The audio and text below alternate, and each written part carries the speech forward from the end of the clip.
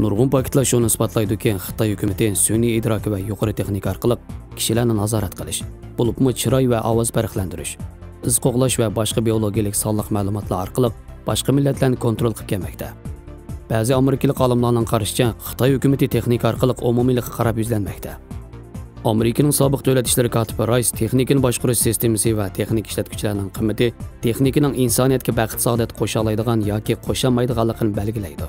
Shu sababdan Xitoy mustabid hukumatining sun'iy idrok texnikasi orqali kishilarni kontrol qilishi kishini shurkandirib andishiga soladiganligini bildirgan.